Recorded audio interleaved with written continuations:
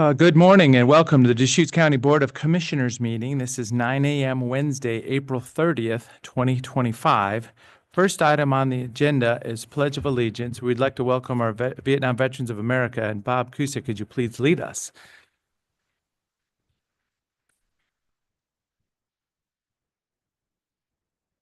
I call attention, veterans, and salute. Delayance, put your hand over your heart. Stand up. And salute. I pledge allegiance to the flag of the United States of America and to the republic for which it stands, one nation under God, indivisible, with liberty and justice for all. Who? Thank you so much. So at this time is citizen input. And as I say, we do have a proclamation with the Vietnam veterans, and that'll be after a few items here. So citizen input at this time. So this is 3 minutes for any item not on the agenda as a public hearing.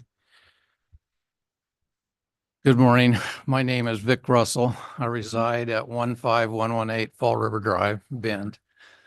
And I'm here, I've sent a letter to each of you on a request to expand my quarry in La Pine. And I've talked individually with each of you.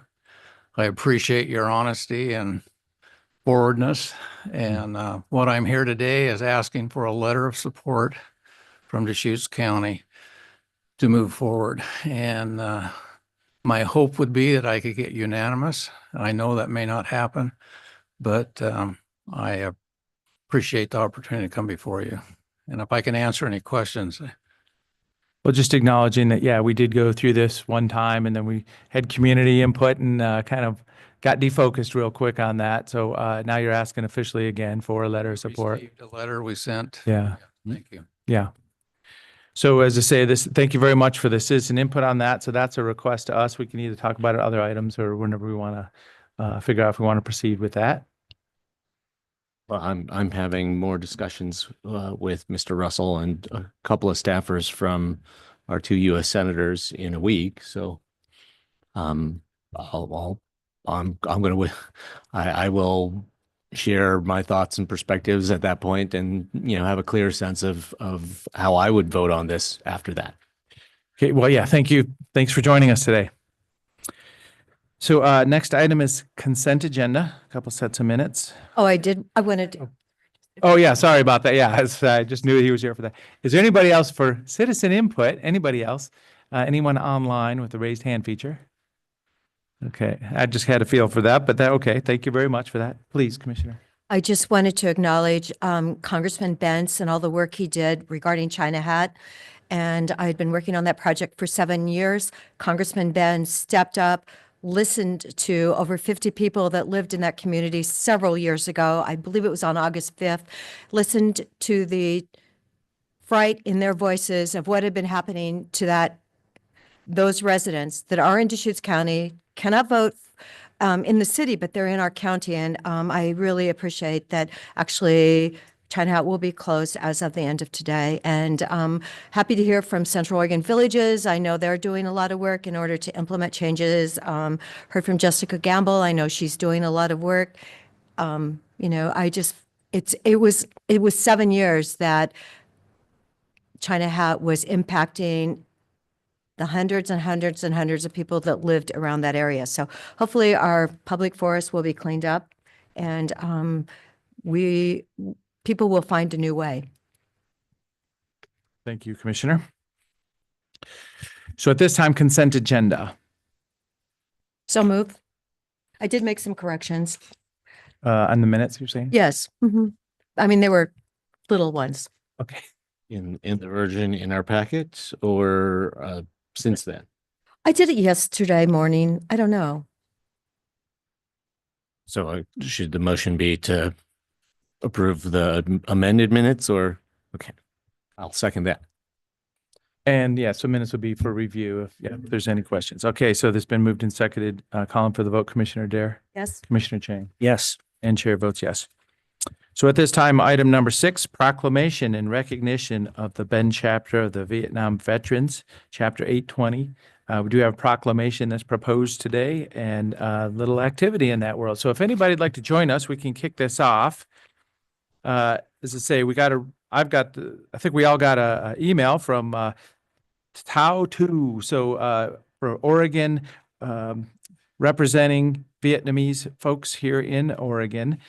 Today's April 30th, 2025, 50 years since April 30th, 1975. Fall of Saigon, kind of the evacuation of Vietnam. And for my fellow commissioners to say, we have a proclamation that was signed by the governor. We have a proclamation proposed by us, and then also some words from Mr. Tao Tu that I will read. In fact, is he online? He said he was going to try from Washington, D.C.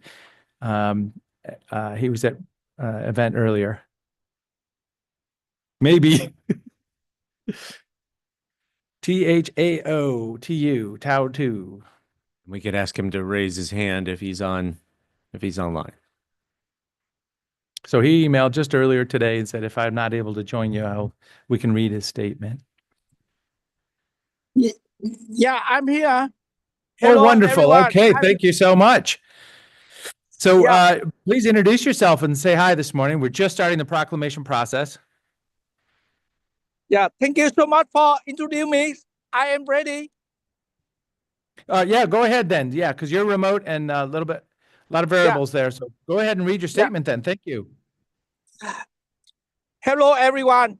Thank you so much for Honorable County Chair and County Commissioners. I am Thao Tu. I am President of the Vietnamese Community of Oregon. Thank you so much for the proclamation in recognition of the 50 Vietnamese American Remembrance Day in Oregon.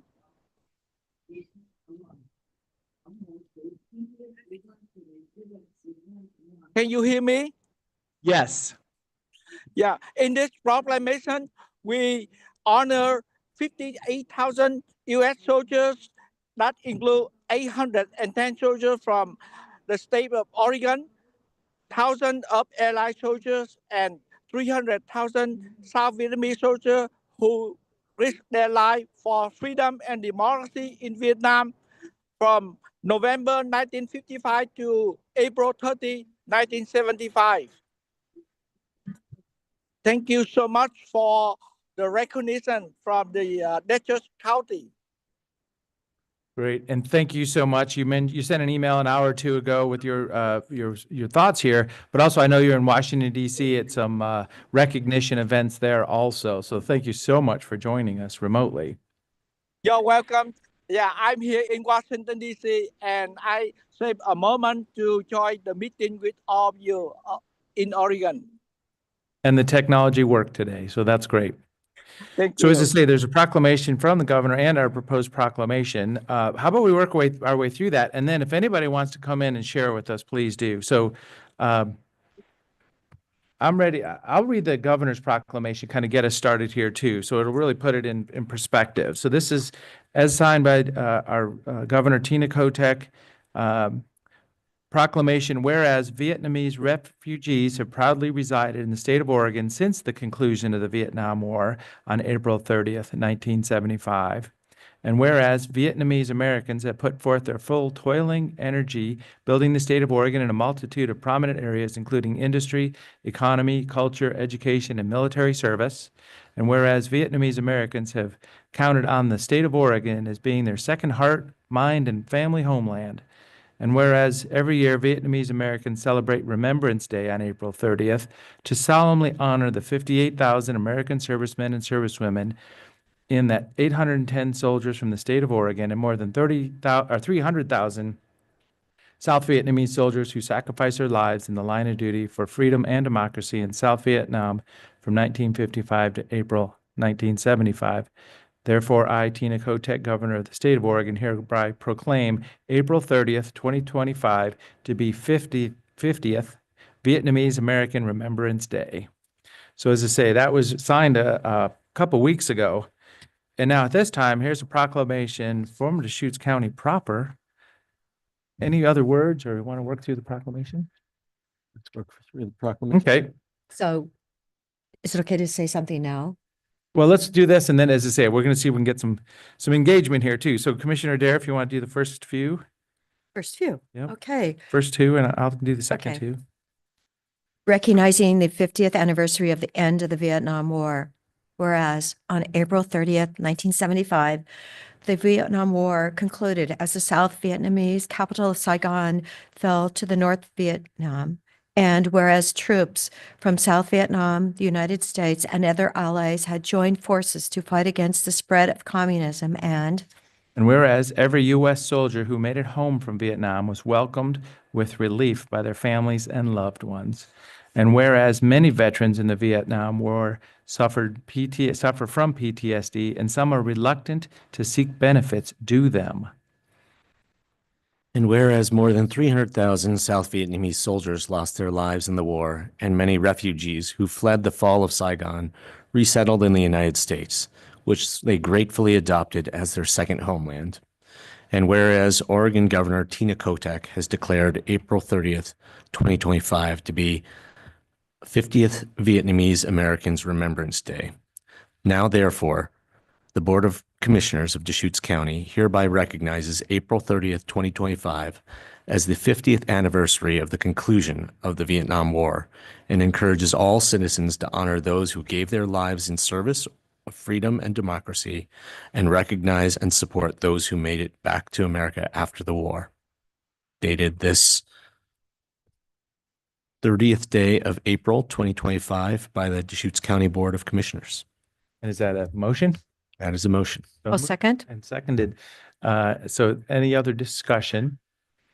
I just wanted to acknowledge that I think it was 2 Saturdays ago, I attended the service for my dear friend from Heppner, her husband, Steve Ward, who had served in the Army in Vietnam. And he spent 17 years dealing with the effects of Agent Orange. Steve was an amazing man. And, I can really be proud to say that he was a friend of mine. And I also want to recognize there were 810 Oregonians that died at the time, and one of them was from my high school, David Clark. I've done a brick for him in Bend. It broke up his family. His parents got a divorce after. His dad was one of my teachers, and his dad taught my mother too. I mean, an amazing family, and I just hope that things have gotten better for the Vietnam vets. It's taken, 50 years, but in my heart, I saw what you were going through, and it's, welcome home. Welcome home. Thank you. Yeah, I would just express some connection with folks who are here today. The communist takeover of China in 1948 and 1949 is the reason that I am here right now. My family was chased out of mainland China during the Civil War there, and then we saw many wars fought over the decades: Korean War, Vietnam War, to essentially combat the spread of communism in Asia. So we're all here for similar reasons in some ways. And I would acknowledge that. So it's kind of my parents' generation, but there's names on the wall in Washington, D.C. and in Hawaii that are high school members from my parents' classes. So there's closer connections there. Also, let's acknowledge the MIA. You think of missing in action from World War II, Korea, and Vietnam, and there's still that wonderful opportunity once in a while where a body's identified, remains can come home, and let's never forget that also. And there can be, I want to see if we can get somebody talking here, but we're going to vote on this. So calling for the vote, Commissioner Chang. Yes. Commissioner Dare. Yes. And Chair votes yes. There's the proclamation. Thank you very much. Lyle, are you ready to share your photo with us? You were telling me about it just moments ago. Yes, please. And by the way, Steve's brother, Mike, is what the VFW Hall here in Bend is named after. I didn't know if you were aware of that. Anyway, yes, Fine. no, it was amazing. The room was just overflowing with people that really appreciated Steve. And he's been married to my very best friend from fourth grade, Teresa Harshman. Anyway, so yeah, it's a small world, isn't The it? connection, Patty. This is kind of a bittersweet for most of the guys that are here. Bitter in the fact that we actually, that the war finished and that we lost so many people and didn't succeed in what we wanted to do, but sweet in the fact that we did save some lives. My ship, the Durham, was the first on station, and we were actually there for a month. This picture is April 3rd at the fall of Cameron Bay. And I know everybody in that picture, pretty much. These two guys, Whitney and Davis, they're dead now. They've died of cancer. This Ensign Showalter right here, and this guy's was BM3, Ed Zier. Now, not this baby, but another baby got dropped. Ensign Showalter told Ed, "Don't you jump in." Ed jumped in anyway. Got the girl, brought her back up. The boat was coming back in, so he just passed them on to these two guys and dove back down again, and then came back up and they pulled him out. So Ensign Showalter takes him to captain's mast. He loses the rate. He ended up being BM Seaman. But an hour later, he received the highest award given for a non-combatant. Ed Zier and I are still close friends. He lives in Wisconsin. That's special. So we saved 4,500 lives at the fall of Cameron Bay. I'm very, very proud of that. And proud of what we did at that time. So I guess that's about all I got to say. Thank you so much. I know the Vietnam Veterans of America is an active chapter here in Central Oregon. There's folks that aren't with us today that have heard about this, but also the Band of Brothers for all the different conflicts and all the camaraderie they can do to support each other. And as we mentioned, sometimes folks are in the shadows for 50 years from the trauma they went through, and we'd like to, offer help and support whenever we can. We have our Veteran Service Office here at Deschutes County, which is a choice to have that much horsepower, some folks on the ground that are reaching out every day and trying to make connections and support folks that have served our country. Anything else? And we got a photo opportunity here today too. Please join. Come on right up this is our opportunity. No rush. Yep, there's 3 mics. You can sit wherever. Hi, good morning. My name is Dan McMahon. I'm from Salem, been in Redmond for the last 55 years. A couple of things I'd like to say. If you get the opportunity to go on YouTube, look for American Warrior. I'd make that request under Dan McMahon. I had a chance to say my piece in a videotape after 50 some years. I'd really appreciate it if you take a moment and just look at that, because I really feel it encapsulates what happened to me. I went to the VA for the first time after 56 years, just last month. VA is for folks that are hurt in battle. I was not. I didn't think. Anyway, take time to look at that YouTube. And also one more request, follow us on whatever your search engine is. It's called RFTW, Run for the Wall. I leave in a week to head for Washington, D.C. on the bike with another 1,200 people, mostly veterans. Very poignant time of the year for this old man. Memorial Day week in D.C. I've got two close friends buried in Arlington. Yeah, that's enough. Thank you very much for joining us. Please, J.W. Terry. It's all good. I did see in JW.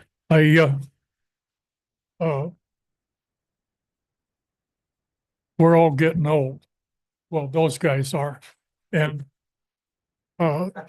something that this country kind of forgets is the war was over on this day and we came home and it was all wonderful. And that's not true. It was ugly. There were marches. People think the marches today are something. Just go back take a look at some of the films and how we were treated. And that includes our own families. And that also includes the American Legion, the VFW. I went back to my hometown. My dad owned a bar there. I went into the American Legion. They didn't even want to serve me in the American Legion. I know that's hard to fathom, but that's the way it was. And yet I went into my dad's bar, and the same guys, the World War II guys and Korean War guys, thought I was one of the greatest things in one of them. But in our different posts and stuff, we weren't welcomed for a long, long time. And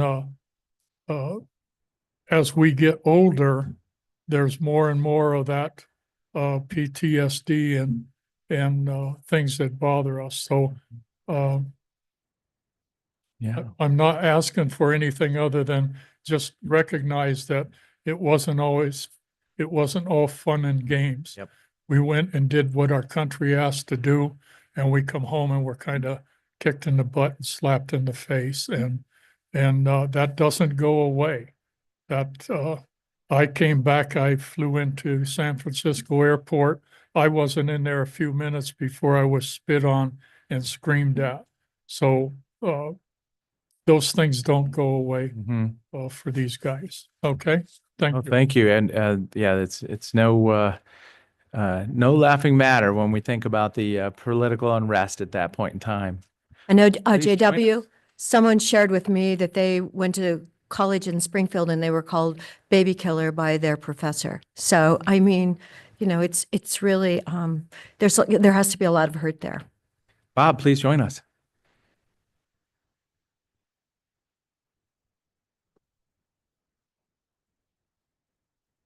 I like to say is, you're talking about MIAs.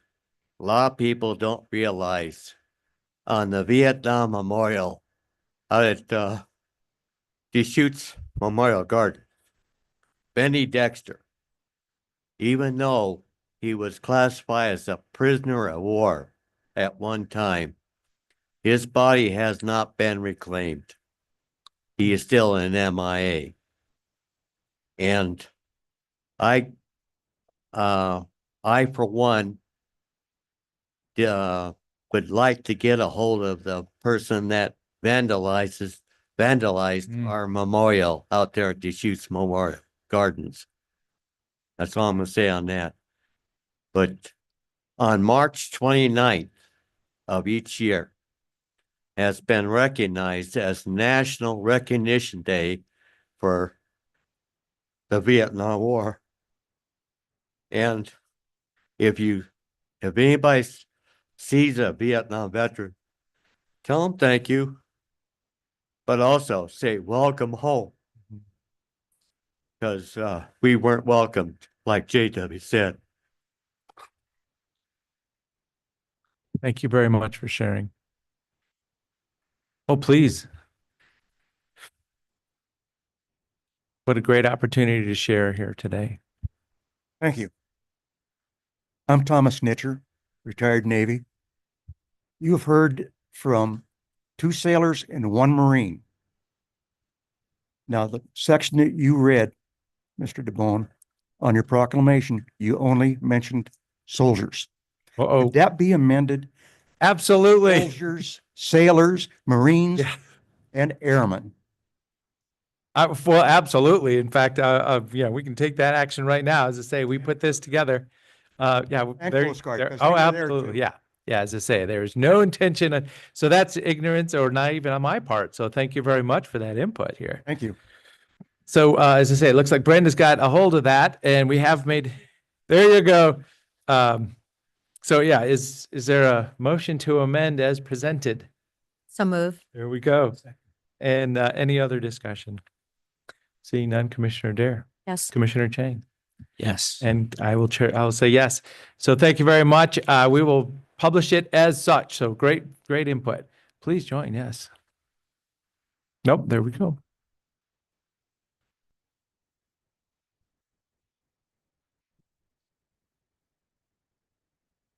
Morning. Good morning. Sean Kirk, the manager of our Deschutes County Veteran Services Office.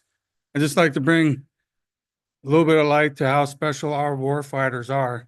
Because aside from Vietnam, we're a volunteer service. And out of our American population, only 3% even attempt to join the military. Out of that, 1% actually makes it in to serve our country. And out of that 1%, 77% of them require a waiver to even serve and be a war fighter for our nation. The other thing I like to bring up is we always talk about the veteran and the war fighter. We can't forget their families because they do just as much and sometimes more than the actual veteran. And lastly, most of the time people will thank a veteran for their service. Maybe think about thanking them for our freedom, because freedom's not free. And the veterans from all branches of service and NGO agencies are why we have our freedom. That's all I have, subject to your questions. Well, thank you very much for joining us. So our Veteran Service Officer, Sean Kirk. So you are the person to reach out to for any benefits, questions, or support at the county. Thank you for joining us. We do have, I believe, what is it, about 17,000 veterans in Deschutes County? 14, just over 14. 14 total? Okay, and how many do you work with then, Sean? Oh, in the office that are veterans? Yes. Myself and AJ were active, and AJ ended up in the Guard, and then Shannon was in the Guard as well. And the other 2 staff members are civilians, but they want to serve the county and be a service to veterans. Great. Probably, I don't think anyone in the room right now needs to necessarily hear this, but they can remind others that Deschutes County Veteran Services is here to help connect veterans with the benefits that they are due, that they are entitled to. So, one of the commenters shared that they hadn't taken advantage of VA services, for many years. This is a good opportunity to remind all of our veterans that they are eligible for those services. Thank you. I did want to acknowledge my father-in-law. He was actually a prisoner of war in World War II for 2.5 years. He weighed 87 pounds when he actually was freed, but he went on to serve, retired as a lieutenant colonel from the Air Force, but I know he did go to Vietnam. So, Bud, you're in heaven, and I hope you hear this message, because I believe I saw on the list maybe 91 homeless veterans that were in the Central Oregon list, something like that, wasn't it, JW? And so I know our Veterans Village here in Bend is outstanding, but please, if you need some help, please know that our Veterans Village would love to find a spot for you. And thank you for Covo for all that they do with that program. Thank you. And thank you, Sean. At this time, we have a photo opportunity. We got our professional photographer in back. Please join us, whoever would like to join us now. Okay. Where am I from?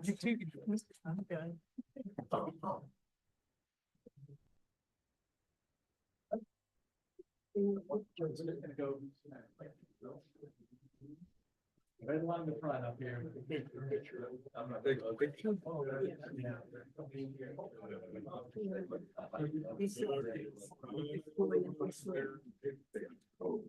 got all the history and the emotion. That's a lot. For 2 days in a row, we gotta stop. Oh, Start oh, talking. yeah. Oh, yeah. Yes. Don't the water all fall out. Oh, come on, yeah. George, when you see here, get right over here. Right over here. Little tighter, please. A little tighter. Can somebody come up front, tighten the same? When did you see?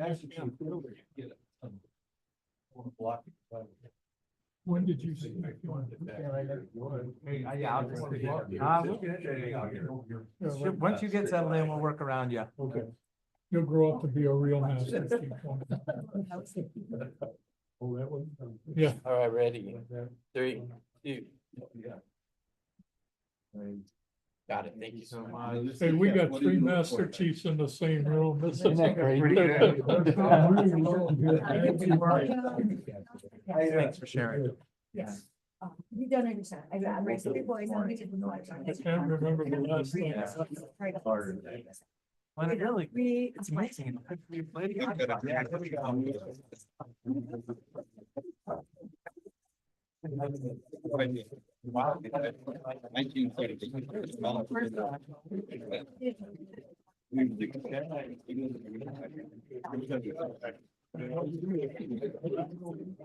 Yeah, it's just, very special, it's hard to get by that part.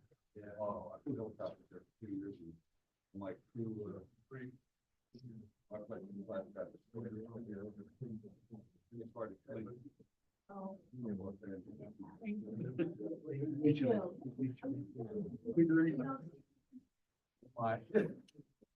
He is big news now for some reason.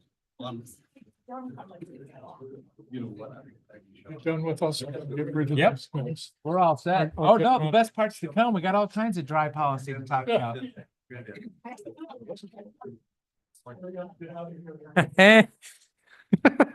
You're very welcome. shouldn't call it you're very dry, welcome but to yeah. Stay for the rest of the business.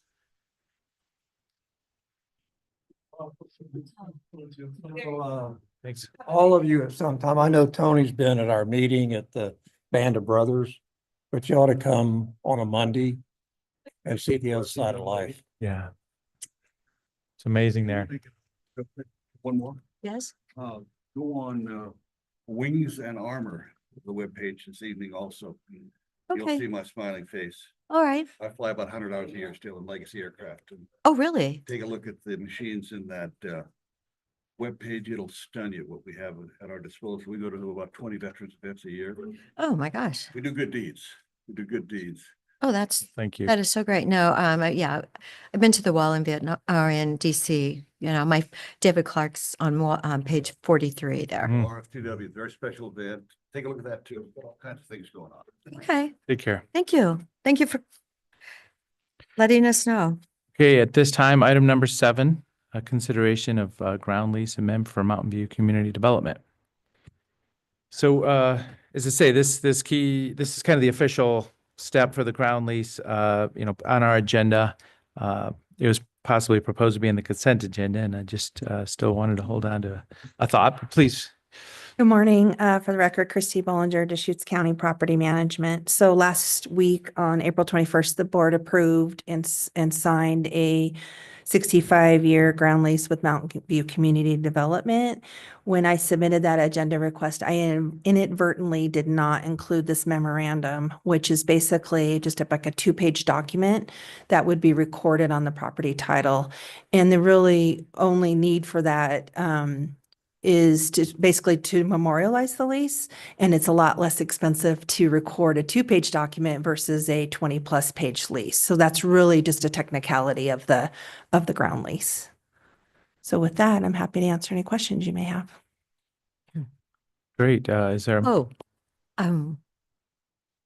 that's good. Well, I did mention to them, I'm really hoping that perhaps they will set some of those 75 units aside for veterans. So I've made that comment a couple times now to Rick Russell, and I know they're working on funding. Is there a motion? So move approval of document number 2025-391, a memorandum of ground lease with Mountain View Community Development to record in the official records of Deschutes County. Second. So any discussion?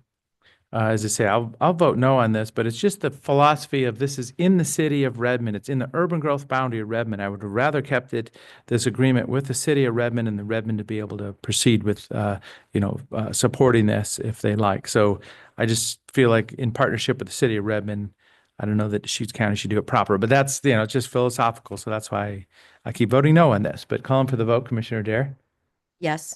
Commissioner Chang, Yes. and I'll vote no. Well, Thank you. I think what happened is that we did the 40 acres and then it was supposed to be 50% affordable. And then when you cost it out, it had to go down to 30%.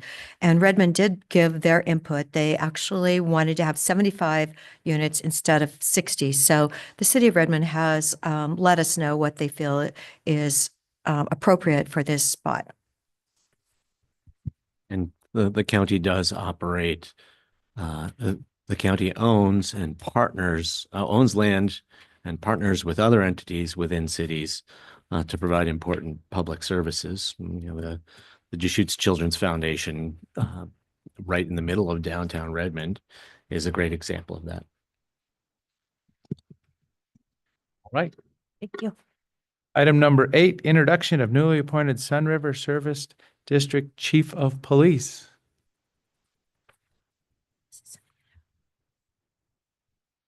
Chief Rassick, I see. If I said it correctly. You did. Okay. All right. So my name is Jim Pfister. I'm the chair of the Sun River Service District, and I do reside in Sun River, Oregon. I wanted to take the opportunity. We were here today, and Chief Rassick started this Monday. We gave him a quick swearing in, and we'll arrange a ceremonial swearing in as his family is available. But Chief is available, or Chief is working as of Monday. He's an overachiever, though. He was in over the weekend, I believe, doing some crazy physical challenge that the firefighters and some of the police officers gave him to do. So he's already integrating very well into Sun River. I will let Chief introduce himself, but I want to say that he's a very solid person, came out very well in the interviews against some very strong candidates. And so we're very proud to have him. Thank you. Welcome. Good morning, everybody. And to what Jim had just mentioned, yeah, over the weekend, and coincidentally, the fundraiser that the members of the police department participated in was actually acknowledgement for a service member who had died in the line of duty, and a foundation to acknowledge some of the struggles that the veterans have when they come home, and talk about a difficult tribute to follow. I would like to think, though the veterans have left the room, I would like to thank them. And I think that as working in a career that suffers from some of the same side effects, I would like to think that our communities and our country has done a better job moving forward from when they came home of acknowledging not just their service, but the impacts that that service has had in the rest of their lives. So thank you for that. And again, though the members have left, I would like to thank them. Good morning, everybody. I'm happy to be here. I'm honored to be here. My name is Pete Rassick. I look forward very much to meeting each of you individually and working with everybody collaboratively. I would like to thank the leadership of the city or the town of Sun River for trusting me to lead their police department. I'm looking forward to getting to work and again working with everybody collaboratively to accomplish our goals and to move the community forward. Great. Thanks for joining us. So if you haven't figured it out yet, Sun River's not a city, so there's no council. Yes, So I misspoke there. To have, well, no, just we're all on the same page. So then, yeah, exactly. Well, it's a partnership. So yeah, public safety is authorized under the Board of Commissioners with the Management Board, and this is the same as at Black Butte Ranch too, in partnership and side by side with the Sheriff's Office. But just because it's not a city without a city council, that's how it becomes under the Board of Commissioners. So, but a long, great history here. That new facility. So you're coming in when the new facility just got finished. That's quite a moment there too. Fantastic. Yeah. And you heard that we actually contributed $8 million to that for the historic. Don't you forget, no. I just think it's really important that we really believe in Sun River and what you do. And Sun River happens to be like the jewel, I call it, of Central Oregon, as far as the world knows how wonderful it is when you come and stay at Sun River. So we want to keep it that way. And I'm so happy that you're here today. Thank you. And I'll just say, so Sun River is not a city. Sun River is also not an island. We in this community appreciate every day the work that the service district does with the sheriffs and the county sheriff's office, with the surrounding fire districts. It really helps us. It helps everyone in our community, be safer and more secure. Having that really integrated partnership, seamless across the landscape, regardless of jurisdictional boundaries. So thank you in advance for continuing that, that work, collaborative work in our community. Thank you. And I will also note we have a couple new members of the district as well. We have our new police admin, and why am I blanking? Michelle, and our district administrative assistant, Brittany, also showing, and we have Officer, what's Stephanie's last name? Stephanie Allen? Stephanie Allen, just started recently a couple weeks ago, and I believe we have someone new coming on at the end of the month as well.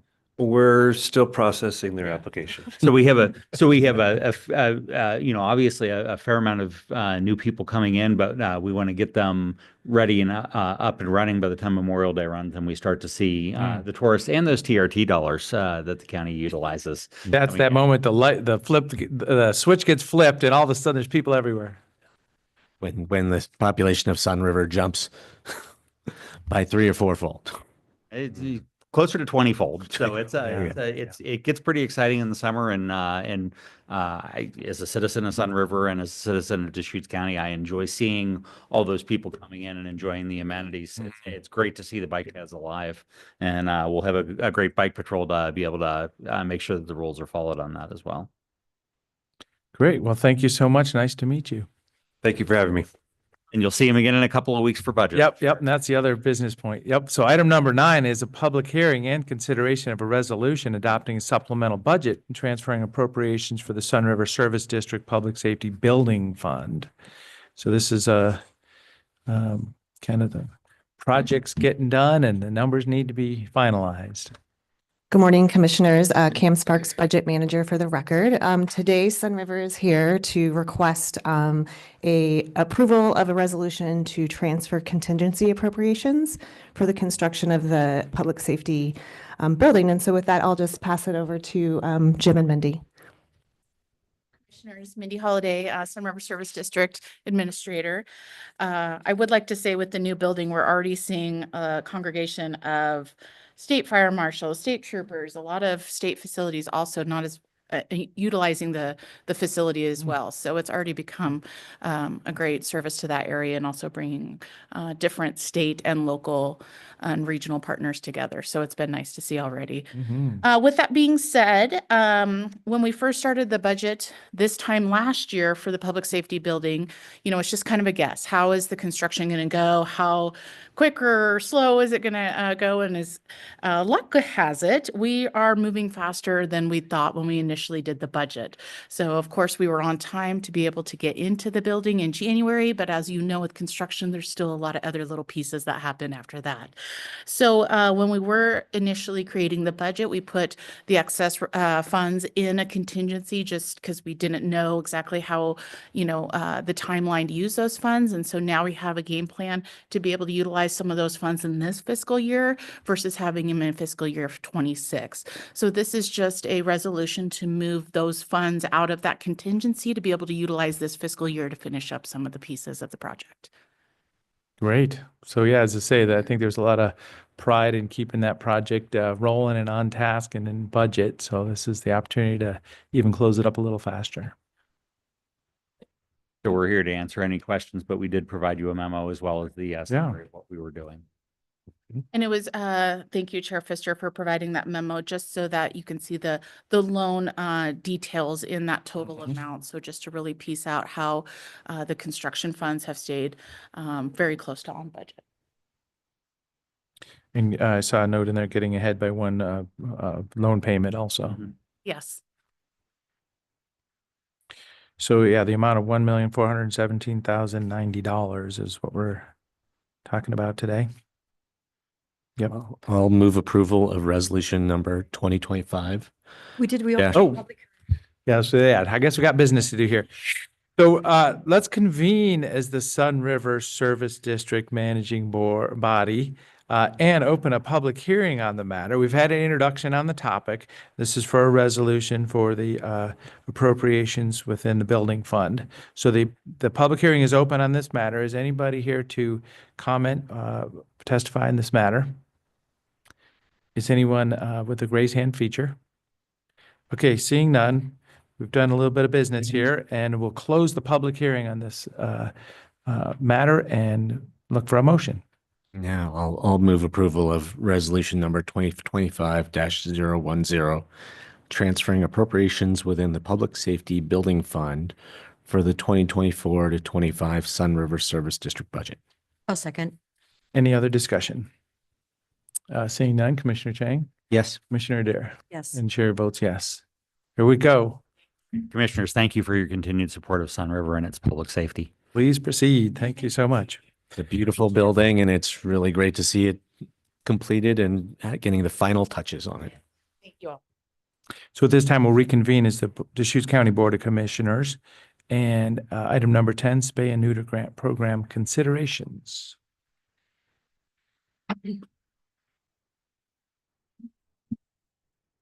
Good morning, Commissioners. Jen Patterson, Strategic Initiatives Manager.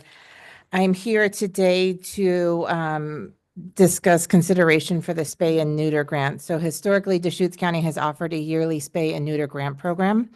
The grant utilizes funds from the dog license contributions, with any additional funding supplemented by the general fund. Previously, about $10,000 has been made available in annual grant funds, of which approximately 1/3 was from dog license contributions and 2/3 was out of the general fund. In 2023, the commissioners opted to change the grant fund from a 1-year grant cycle to a 2-year grant cycle to see if the grant program could become more sustainable from dog license contributions. So the last spay and neuter grant funds were allocated in August of 2023, which was fiscal year 2024. And as of actually just now, just got the updated numbers, the dog license contribution fund has a balance of $4,374. The fund was budgeted for fiscal year 25 at $5,000 for grant funds. So currently, there are no general dollar funds are allocated for the to supplement the spay and neuter grant program. So I'm here to discuss potential options for consideration for this program moving forward.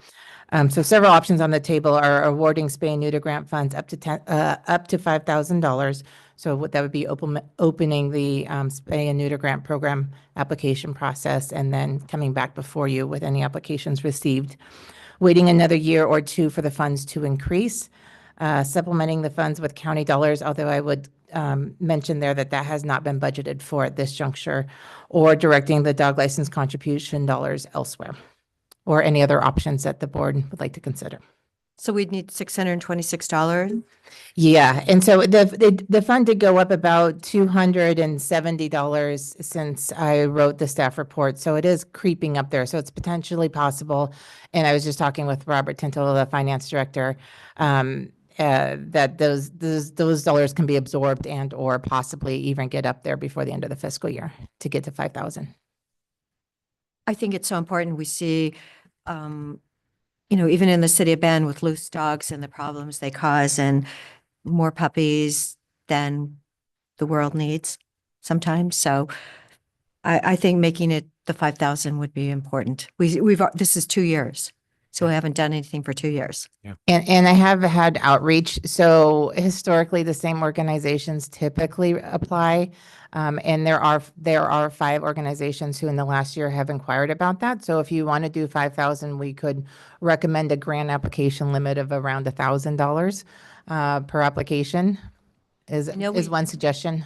We did it. I think the Veterans Program actually applied, one of their groups, and I think they got like 2,600 or something, maybe a couple of years ago. It was called something else because I was worried that they hadn't applied, but then they told me that someone else was doing this part of the application. I don't know, Jen, can you see it? I'll look. I pulled up the allocations from the previous years.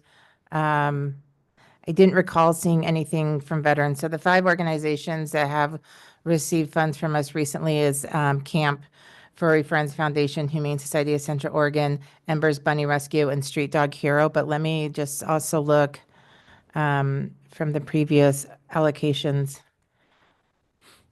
So those were, all 5 of those received funding in 2022 and in, I believe, 2023. But let me just pull that up just to confirm.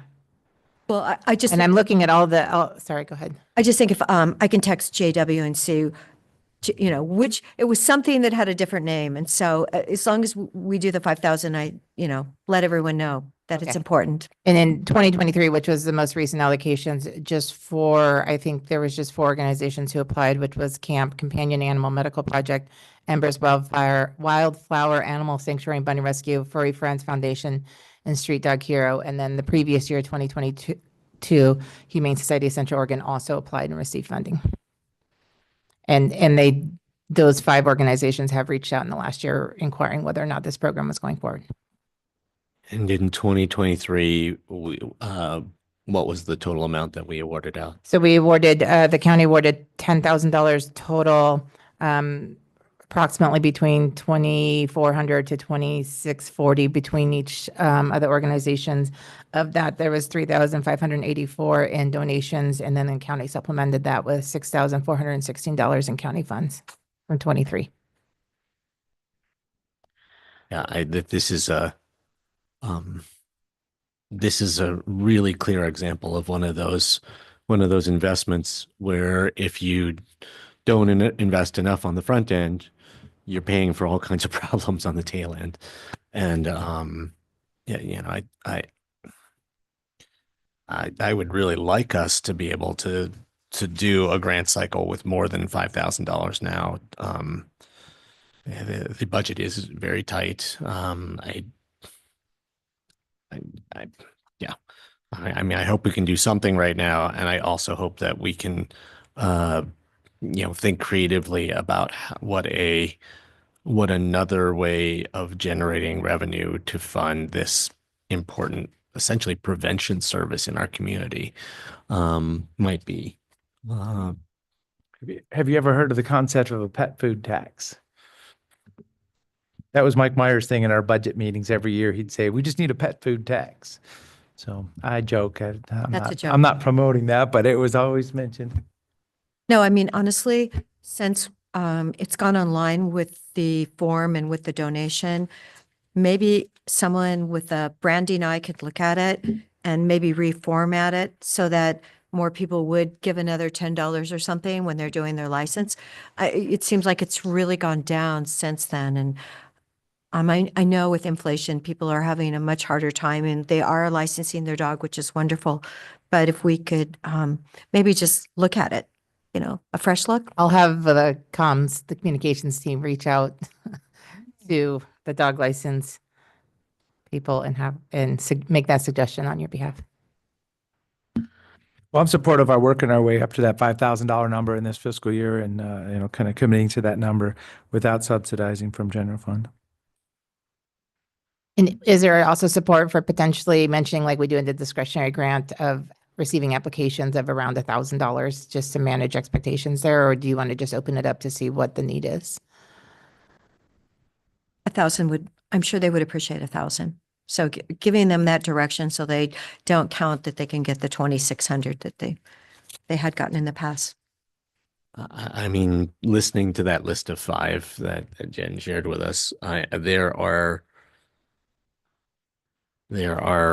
organizations within that list of 5 that are more essential for public safety, and significant impacts to our community than others. So I think it would be reasonable to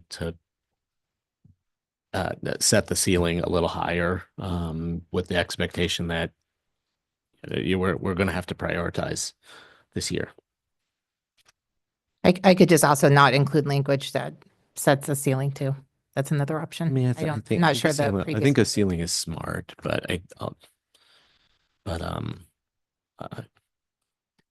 we'll be making the choice in the end anyways. Yeah, but if they only ask for 1,000, then if we have 5 asking for 5,000 though, we can Yeah. split it out anyways. Yeah.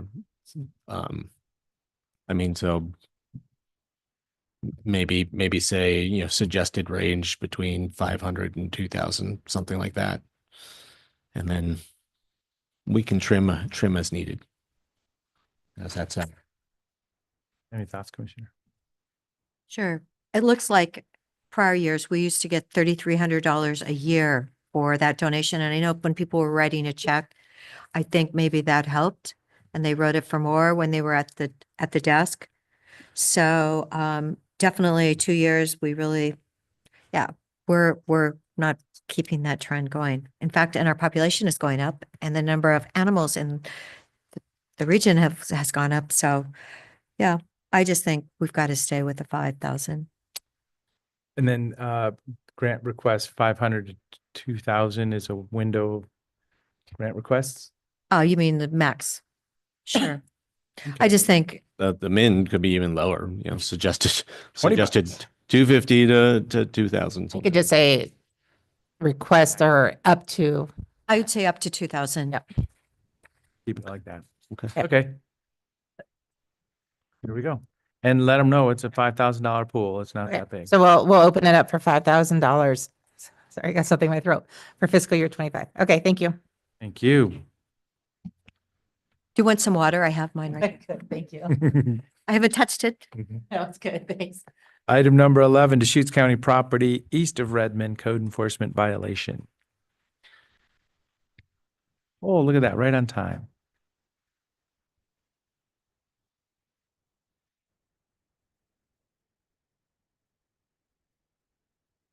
Good morning, Commissioners. I'm Angie Havner, Administrative Manager here for Community Development Code Enforcement. Peter Gutowski. Good morning, Mr. Chairman, members of the board, Community Development Director. Also today with me, I brought Carolyn Young. She's a Code Enforcement Specialist who this case has been assigned to. And then Dan Smith, Lead Code Enforcement Specialist as well. Thank you. So this is our follow-on discussion. We've kind of been through this a little bit already. So this is follow-on from last week even. Yes, sir. Any new information or setting the table or? So this is our follow-up from last week from the discussion on April 21st. We are seeking Code Enforcement Board direction for the code enforcement case on East Redmond property. 3 options listed below today for board's consideration is to hold a code enforcement violations contained within case 247-24-000300 in abeyance. Option 2 is utilize voluntary compliance agreement with specific benchmarks that encompasses all violations stated in the notice of violation. Again, those violations are RV occupancy, non-approved waste disposal, solid waste, and work without permits. Option 3 is to initiate policy GA23 in coordination with property management, legal counsel, and the sheriff's office to remove all unpermitted homeless encampments. Code enforcement is here today to seek direction from the board. So yeah, any thoughts or direction? Well, like I said at our last meeting, in the big picture, our goal is to reduce unauthorized homeless encampments, whether they're on county property or somewhere else. If we proceed aggressively with clearing these encampments without there being adequate pathways out of homelessness for people, then we're just moving the problem around. So I could see pursuing any of these options, but more importantly, we need to be thinking about how we actually reduce homelessness, not just move it around the landscape. Okay. Well, number 2, I have a question. As a managed camp is established, utilize a voluntary compliance agreement. Okay, so who's going to be the voluntary compliance person with this? I don't quite understand what that implies. Sure. So the voluntary compliance is an agreement that essentially board would enter into with code enforcement. It's an acknowledgement of violations with a plan of benchmarks to bring the property into compliance. This allows for additional time. It allows for a specific plan that both parties can agree to, which is us as a county. And then that within that voluntary compliance agreement, it does have the benchmarks for timelines, which is the goal is to bring it into compliance. So it's a contract essentially written by county legal. You guys would read it, look at the details, seek direction, and sign it. That then would allow us to essentially a case would be adjudicated. We would stand by as the county met those benchmarks for compliance.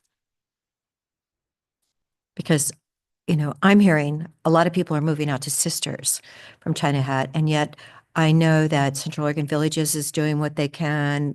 There were supposed to be 25 units at the old mill, and originally that's what Holly had told me. And then I confirmed with someone else that now that old mill in its weeds is full. the 75 units there. Talked to Rick Russell about it yesterday, and he's doing a lot of safe parking in Bend, which is excellent. So it sounds like this is almost like what we're working on with Redmond for that managed cam. It's just highlighting that and bringing that into, because honestly, we've got to get these people off the land. When you see the destruction, and this has gone on for how many, has it gone on for decades? Has it gone on? What do you think, Dan? How long has it really gone on out there? And we need to get the land swap done, and we actually need to make the community safer. If you don't remember, we had a fire, in 2020, where 25 flights were diverted from Roberts Field because the homeless started a fire. An old fire truck burned up. I never heard if they got to recover that or not. But, we've had a lot of warnings, and people have got to move off. And as I said to Andrea Bell yesterday, Deer Ridge is still sitting there half empty, and people that need substance use help and mental illness help, that could be a place where they could actually go for some help, at least to get something done. We're building a 16-bed facility in Redmond, but that won't be done for a while either. But clearly, and then yesterday, apparently, there was a confrontation between two gentlemen, and law enforcement responded. I don't know if you all were involved in that or not, but I heard about it. And it was somebody shooting a gun, and, and the community sees all this and sees what's happening, and it can be pretty frightening and dangerous at times. This is a tool, Commissioner, that we use often in code enforcement when we also acknowledge there's ADA associated with this. So it's a tool that we can acknowledge, yes, there's code violations, there's an ADA circumstances, and then this allows for additional time and consideration of those acknowledgements for reasonable accommodation. If I may, Commissioners, the difference between 1 and 2 is in our thought of trying to provide some substantive options for the county commissioners. Option 1 would the board would hold code enforcement in abeyance, and it recognizes the various elements associated with tax lot 103 and the adjoining property that the county owns inside the city of Redmond that is associated with the potential for a land swap with the Department of State Land. So we recognize that there's a lot of moving parts. You've got the Core 3 property that was recently brought into the urban growth boundary.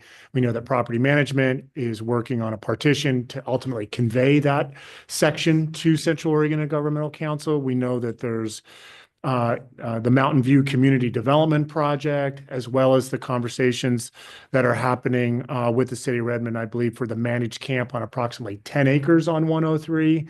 Not to mention that we know that the city of Redmond is very interested in master planning the approximately 800 acres kind of in the northern section of tax lot 103. So there's a lot of moving parts, which is why option 1 would give the board the board could essentially hold code enforcement abeyance until these various, I'll call them transactions, occur, and then that could then provide some daylight in terms of how does the county want to ameliorate the homeless encampment that exists there today.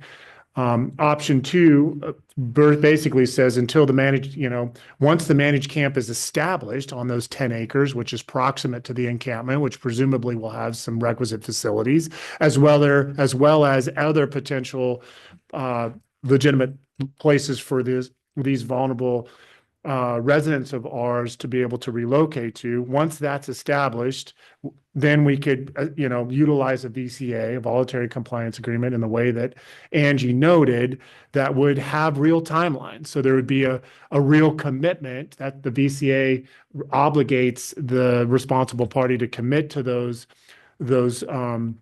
timelines. So 1 provides a little bit more flexibility, knowing that the county's been, for example, trying to resolve the challenges on the property that we own that we want to convey to DSL. So, and of course, the third one is it would necessitate, if the board so chose it, to coordinate and remove the homeless encampments. But it is acknowledged, it's in the news today about the challenges with the homeless residents of ours that are in China Hat. They're being dispersed, and where they are going to go, they're going to go to all places in between, right? They're likely going to disperse to, I think Juniper Ridge. They may disperse to this property. They may could disperse to other federal lands in Sisters, in the Phil's Trail complex, and anywhere in between. So we recognize that these three options are not ideal, but we are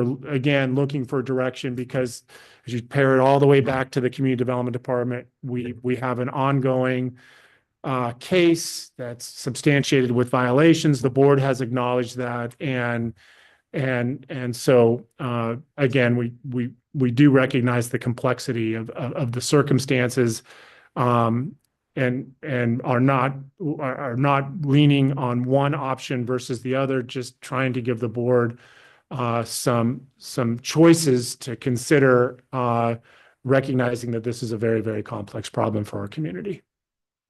So talking down the abeyance path, we have a case, and the case won't go away until it's resolved. I mean, that's kind of the way the system works.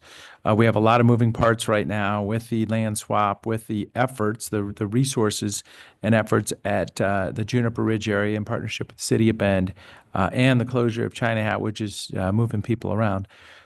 So if we go down the abeyance, say, okay, we acknowledge there's a case here, and we're just putting it on the shelf for now, I guess is what I'm thinking we're saying. If we do that, when does that come back? So do we set it for a certain time, or what does that look like from code enforcement's point of view? What's the business-like way to do that? Because I'm kind of leaning towards that because of all the moving parts right now. I saw Eric Kropp is attending the meeting in person. I think CDD would be coordinating with county administration and the colleagues of ours who are liaisons on this topic to discuss the timing of that. So Eric, thanks for joining us. But I think it's a collaborative conversation that would have to take place. Good morning. For the record, Eric Kropp, Deputy County Administrator. Administration works closely with property management, so I'm really speaking on behalf of both property management and administration as we work through these issues. I recommend that we put it in abeyance. It is a serious issue that needs to be addressed, but as I stated last week, the priority for the county, and this is from conversations with the Board of County Commissioners, is the DSL land swap and Juniper Ridge. Once we're successful on the DSL land and having people relocate, that means that there's a managed camp and an alternative location for them. Once that's complete, and we also have Juniper Ridge presumably closing December of 26. Once those projects are buttoned up, that would be a good time to come back to the board and talk about remediating on the land that we're discussing. I can't give a timeline, or I'm not comfortable giving a timeline. We don't have the resources or ability to address this code enforcement complaint right now.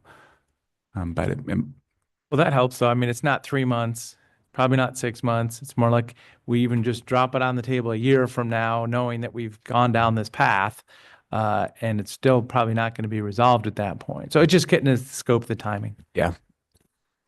I'd like to ask about staging.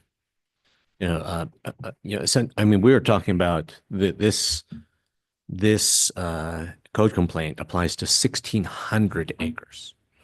So, I mean, there's going to be parts of that territory that we get to a lot sooner than others. The managed camp, the 137 acres for the land exchange, being first, Core 3 being, another very active area where people are going to be wanting to develop things. 21st Street, just building 21st Street. So, we absolutely need to address encampment in those areas first. And then I think it would also be appropriate to think about with the remainder of the 1,600 acres, what are stages of encampment removal that we would want to set for ourselves, and timelines, kind of some benchmarks, or milestones that we want to put out there for ourselves, rather than saying, 1,600 acres, it's all going to be, we will clear it all out, right after Juniper Ridge is, after the TSSA is closed down, out of Juniper Ridge, because that's pretty unrealistic. So does either one or two of these options lend themselves better to a phased program? From my perspective, either could be phased in. And what we would likely do is as we work with different geographic areas, we learn quite a bit. So what we're doing right now with the DSL land is marking the territory so people know what we're talking about. There has been notice provided to people living there to let them know that there's an upcoming closure for that area, so that the people have a little bit of pre-warning. Also, the goal is so that we don't have new people moving into the area. And then the next step of that will be to clean up abandoned camps. So we very well would phase in steps on the land we're talking about today, with some pre-notification, cleaning up abandoned camps. But it's as you mentioned, the amount of acres is huge. But we certainly could do some phasing. And the other variables, we haven't gotten them. We haven't opened the managed camp yet, and had any experience operating it. But the intention is not for this to be a place where we warehouse people. The intention is for this to be a place where people get some safety and stability and supports and are able to move out of homelessness. So until we have some understanding of, for lack of a better word, the throughput at the managed camp, we don't have a sense of, okay, the managed camp absorbed people from the 137 acres and was able to move half of them onto something else in 9 months. We don't know that until we've had some experience operating that, because that capacity is going to help us with each of this. I would imagine help us with each of the stages of closure of the 1,600 acres over time. So, I guess what I would like to see is some kind of a broader strategy. Eric, you've laid out kind of like a first phase, I think. Okay, well, we want to get the managed camp up. We want to complete the land exchange. We want to see the wind down of the TSSA. But even if it's just very scientific guess, scientific guesses about what stage 2 and stage 3 and stage 4 look like and what the timelines for those are, it'd be great to kind of have some kind of a plan. I'm happy to draft something. Those plans are in my mind, and I think about them, and how we're going to continue to try to get people out of homelessness. And so I'm happy to put together it would be very, very high level. But I mentioned that, if we're going to close the TSSA December of 2026, then this summer, let's start talking about the plan, and then look at implementation. And there needs to be a date when there's an alternative location. Once we have a date for an alternative location, then everything falls into play. You want to give people at least 3 months notice. You want to make sure that you're not closing an area during the winter time. But it all is contingent upon having that alternative location. And then we're happy to map out some timelines. It won't really be tied to dates. It'll be tied to actions. By actions, I mean, once there's a managed camp, then certain things can happen. Well, for the topic of a code enforcement case that's been opened on that property, that's the decision for today. So it sounds like that's a parallel path, and we're kind of doing that all the time. What are we going to do in the next 3 months or a year? How are we going to deal with this big picture stuff? So I'm just, dialing us back into one of those three choices, kind of help put direction to this. today. Honestly, I believe I sat in front of the Mid-Oregon Credit Union Bank in Sisters. We were discussing this like 2 years ago in March, I believe. I just driven back from Salem. And I want a timeline. And I know our community they are really burned out, and that how many fires have we had, folks? How many fires? So many people need help. We've got Oasis Village sitting right there. They've got cabins. We've got the Veterans Village that runs a fabulous program. We've got Bethlehem Inn that runs a program. I mean, we have a lot of programs here in Deschutes County that people need to be utilizing and to keep allowing them to live out on public lands. I think we heard the other day 400,000 pounds of trash was cleaned up. I believe that's what the number was. It was huge that they just cleaned up. The trash is unbelievable. And I really believe number 2, but it's got to have a timeline. We've been talking about this way too long. And we, the county, need to step up. How many people do I personally know that are getting code enforced by the county because they're breaking the rules? And yet we have let this go on for what, decades? How long has it gone on? I don't know, Angie, how long have you been with Deschutes County? Do you have it's gone on at least 8 years that I know of. It's way too long. And the trash just, we cleaned it up a while ago, and I'm sure there's thousands of tons that we're going to have to clean up again. They've got to know there's a date. It's just like this weekend with China Hat closing. That was clearly posted. May 1st is the day, and yet everyone is doing it at the last minute. They're moving vehicles out. I mean, they're actually getting things fixed. And if you don't do a timeline and actually seriously try and stick to that timeline, 2 years ago, I don't think anything ever happens. So I really worry about the other 200,000 people that live in our county, and we've got to keep them safe. It's great to have a real timeline, and it's also great to have that timeline backed up by enabling initiatives that enable us to actually achieve those timelines. So I'll go back to the discussion that we were just having about laying out phases, attaching it at Eric suggested at this point he could attach it to certain actions. When the managed camp is done, we can accomplish this. When TSSA is closed down, we can accomplish this. I think it'd be really helpful to lay out a sort of strategy, a high level strategy in that way now, and then we can workshop that strategy, ask a lot of questions, be realistic about when things are going to get done, and we can try and set some dates to those milestones that Eric was just describing. Do we use this code enforcement case as the tool of action, or do we put it in abeyance with all these efforts? That's what I see today.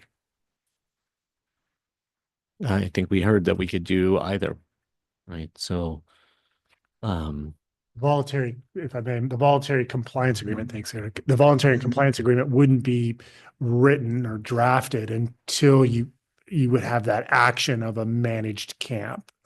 And so there's not much substantively different. I mean, right. I think of it as either saying, okay, we're working hard over here, so we're standing by here, or we're working hard here, and here's a document showing how we're going to proceed. I mean, it's just a half a step in. We can certainly, Eric, if the direction is for Eric to high level provide kind of a phased plan, tied to certain actions, we can also come back in coordination with some of these benchmarks, with an update. I mean, obviously last week, Angie was prepared to, provide some of the statistics in terms of what our understanding is of the significance of those homeless encampments. So, periodic check-ins, if that's helpful, in coordination with some of the successes that are identified, or the elements that we think the county's going to see real achievements, the conveyances of the Core 3 property, this land swap with the DSL, site, the managed camp, the efforts that's happening with, or the coordination that's happening, as I understand it, with Mountain View Community Development Project. So we're happy to come back to of course, keep this, on the front burner, so to speak, just to underscore the significance of it. Again, tied with some real benchmarks. So if that's helpful, we can certainly provide that on a, semi-annual basis, if that's helpful, or annual basis as these achievements are. Whatever is needed. Yeah. Okay. Yeah. I don't want it to be like in a year. I want it quarterly. I want something actually done. I've been sitting up here way too long, and this problem has not gotten any better. I was told everyone out there probably has a gun. It's not safe. And last time I was out there, I did see a lot of women. And I know now some programs that are working specifically with women. And thank goodness Shepherd's House has done their women's program. So, we actually have done a lot to give people a place to go to. And they need to find that place. So no clear direction today other than kind of putting a big structured picture together and bringing it back. I think this phased plan gives us the tools to stay focused and hold ourselves accountable. What does it say? We all know there's a lot of moving parts here right now too. So are you saying then item number 2, saying that with the timeline? I think I'd like to see a draft this phased plan, and then we can decide whether we want to put it in the abeyance shell or in the voluntary compliance agreement shell. For the time being, I'm hearing code enforcement's going to be held in abeyance until such time as Eric is preparing. I'm just trying to mirror this back, that code enforcement needs to be held in abeyance. There's going to be a high level phased staging framework that's going to be brought back. Once that's returned, then it will further inform the timing potentially of VCA, or if abeyance should be held longer until we see certain actions that have taken place, the managed camp, conveyances of certain properties. So I'm tossing that back to the board. That's how I'm piecing this together, because clearly we're not going to be enforcing the code at this present time. So the official response is abeyance because we know we're working hard on next steps with passion and vision here. So, I mean, it is kind of the abeyance mode right now. Do we agree with that? No. No, I mean, I told you, we talked about this 2 years ago, and we're so busy and we've got so many homeless, and we honestly have to really, people have to know that we really have to do something. We have to quit talking about it. I just keep thinking about all those little code enforcement that I know are being out there on other people, and they're not given, well, let's hold off. No. So it's, we really need to get serious. It's this, otherwise it hasn't worked. How many thousands of pounds are we going to be hauling out of there? So would you like to make one of these other motions at this point? Well, I would like the number 2 with the timeline in big, bold letters. I want to see a timeline. I don't want to wait a year to have this come back. This is our property, and we aren't following the rules that we expect all of our citizens to follow. So voluntary compliance agreement is going to be a document with timeframes and efforts, with the vision of having people not long-term unsanctioned camping on that whole parcel, 1,600 acres, east side of Redmond. What kind of time frame are you thinking? When is the managed camp supposed to be done? October? Do we have it? We started off the year. Thanksgiving. July 1st was what was mentioned. Oh, I know. Time. We're having Now it's slip. 21st Street problems. Right, the 21st Street has held it up a There's bit. always a reason. That's what I mean. That's why I'm saying we got to sit on this, and we've got to watch it. So anyway, I'm happy as soon as that's done. I'm happy to bring back a draft for the board to look at. Again, I don't feel comfortable putting dates on, because the moment I put a date on, and then if the managed camp is not open at a certain date, it impacts. So I just want to be realistic on what we can deliver based on state law and county resources and the county's priority on DSL land, Juniper Ridge, and Core 3. Those are the priorities, and that's what we're focused on. And which is a lot of resources even going to that right now. And it's action time for all those things. And I think we could bring back that draft plan by the end of May. I mean, within a month, we can have it charted out at conceptual levels for whatever option the board chooses. We can have a draft framework with those priorities and with the big picture. Well, we have budget in 2 weeks and all that. Yeah, so a lot of stuff's happening right now. Right. So hence I'm suggesting end of May. Yep. Okay, so it's the 30th of April, May, sure. May 28th, we could bring back a draft plan of what the big picture steps are. And we'll have another couple meetings for the managed camp and we'll know a little bit closer. I mean, when I saw 17th Street out there and how bad it looked, 17th Street, honestly, I was shocked that Medline has been dealing with that for whatever. You know, they've got the cyclone fencing up with the barbed wire around the, I think. I mean, anyway, it just seems like, you know, they've been dealing with and they're one of, they're an amazing manufacturer here in Central Oregon, and I want to keep them here. And it's, you know, we keep doing things and they just don't get the message. So 30 days from now, we're going to bring this back or so. Is that supported? 30 days would be lovely. So as I say, we're not calling it abeyance, but we're not doing anything for 30 days. We're going to have a timeline and it's going to be presented to us. And you can look at the minutes from that meeting 2 years ago that I remember sitting for an hour. Yeah, we've definitely been talking about Redmond for a long time. Great. Thank you, commissioners. The topic of the day, though. Thank you so much. Thanks for what you're doing out there, too. Just to respond to a question that was asked earlier, you guys can get up and keep moving. But you know, this is of interest. From China Hat, there's been 22 individuals or households that have moved to the Old Millington Suites. Good. Me too. That's fabulous because they were supposed to have 25 spots for them. So if they have 22, that's excellent news. Thank you. Things are happening. So at this time, we have other items. I've got a couple things, but anything specific? I'll mention that on Saturday evening, I went to the Changing Patterns. They had a fundraiser event in East Bend. This is a group that is essentially trying to help people re-enter society, re-enter our community after being in jail or prison, and start off on their best foot so that they don't end up back in jail or prison anytime soon.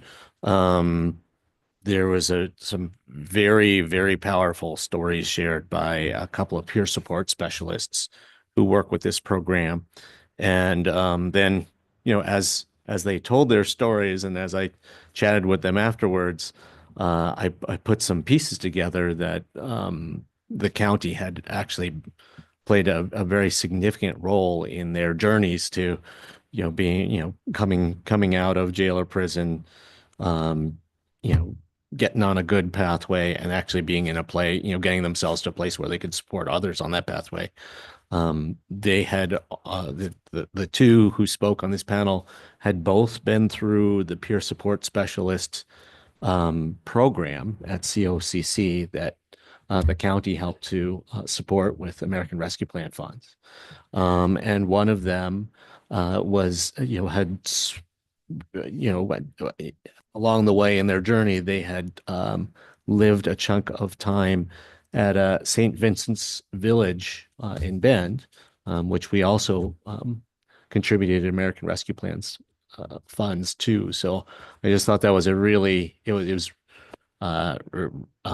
very nice for me to see how strategic investments that we have made are enabling people to take a very different path with their lives, and not just take a different path with their lives and get on track, but be there to support others in doing that work. So you know, if there's interest, we could even ask one of these individuals to come in and tell us their story sometime. But you know, there's a brochure from the event if you want to take a look at it. Thank you for sharing.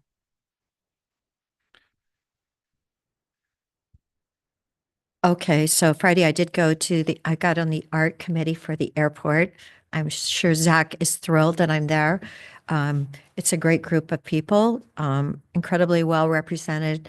And we're meeting again, and we had a tour of all the locations in the airport. And you realize that when the airport project is completed, we will actually have gates upstairs. I believe 4 gates upstairs, and then there'll be still 4 or 5 downstairs. But you won't have to like go outside. You'll be able just to get in the plane. So it's going to be it's a $185 million project. Really will upgrade, and I believe the art will be lovely when we get done. And then I did drive to Klamath Falls and testified on the Terrebonne Sanitation District, the 2.5 million in order to complete that project. So important because, you know, Smith Rock is right there with the hundreds of thousands of visitors that they get on an annual basis. And then the Juniper $5.2 million Juniper bill, which Reschke, both Bobby and Emerson Levy are on, and Vicky Breeze Iverson have all put their names sponsoring that bill, and it is for 7 counties.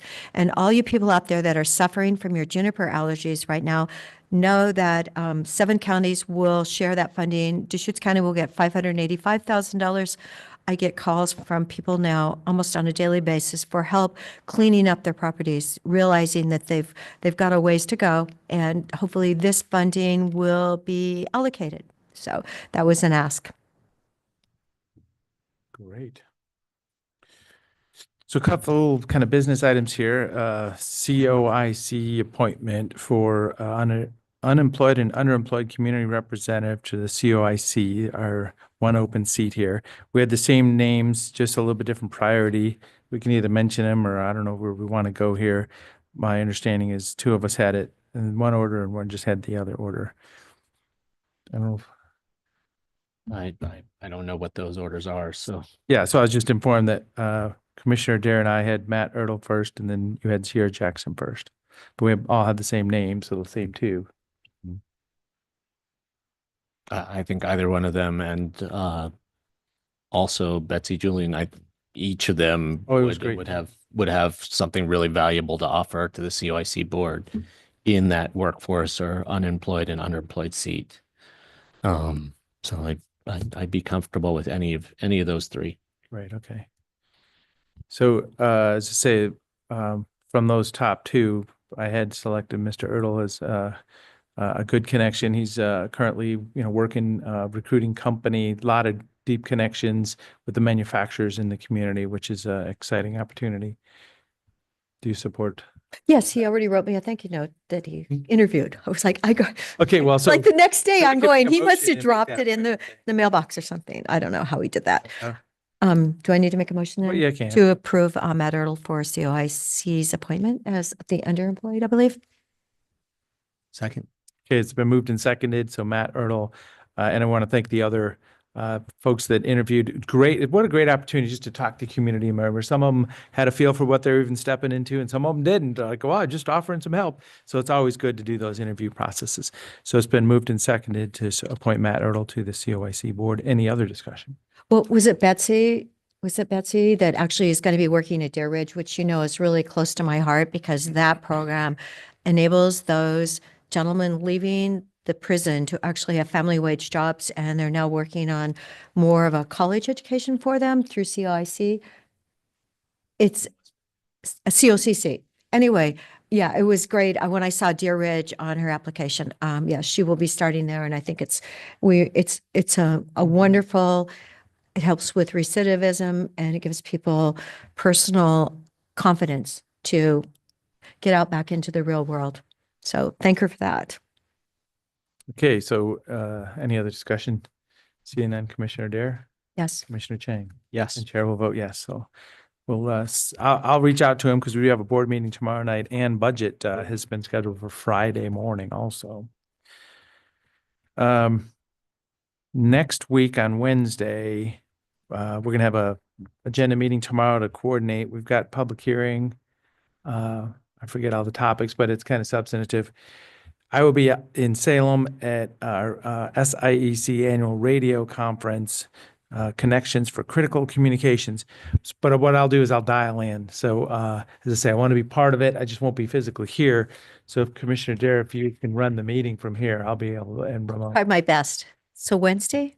Yeah, Wednesday's board Next meeting. Wednesday, So I'll come at okay. 9, plan on staying till noon or, as long as I need, but and I'll be I already found a office at the OEM building, so I'll have a good focus place for me.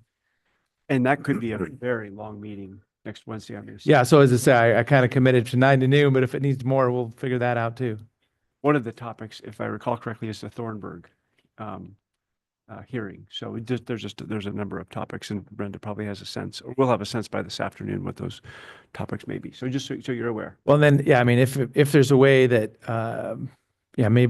maybe I just won't show up for the second half of it if it isn't as substantive. But I mean, I'll be available. I've always figured being a commissioner is my job, so I'll be here for the business of the people here. I'll just be doing it remotely next Wednesday. Great. Just a note from me to my fellow commissioners. So the discussion of trying to get a group of people together to talk about districts. We had an email from a resident. I didn't print it out, but the concept is, why don't we just appoint some people, get a committee together? Because it's still just a recommendation in front of us. Either we accept it or we don't, or we adapt it or adopt it. And it goes out to the people. So maybe we do a low overhead, just each of us bring 3 people to put a 9-person committee together. We don't need to discuss that now. I just wanted to share that concept instead of, I just didn't want to make it sound like the only thing I want to do is a citizens assembly on this. I could definitely get behind the concept, just a low pressure appointment by each of us, get her done, because we're doing it all in public anyway. So just information for you next time we talk about that, which I think is next week. Yeah, I think that's all the notes I have. Anything else, Nick? I don't have anything else. Okay. Looks like, are we all set?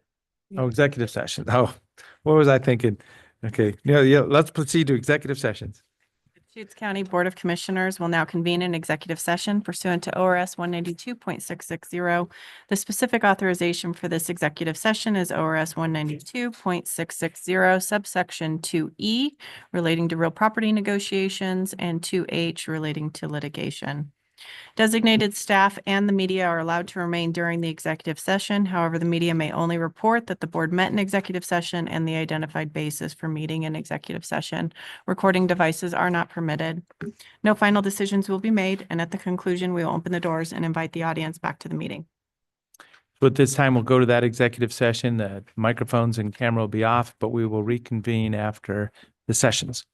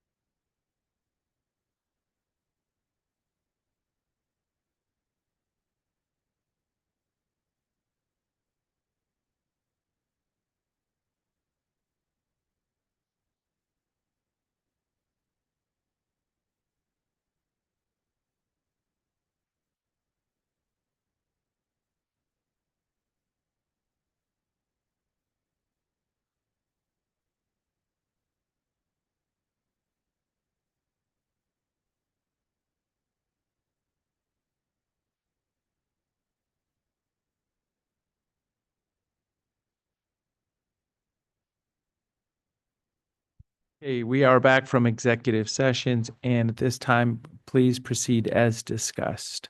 Is there anything else for this board meeting? Seeing none, meeting adjourned.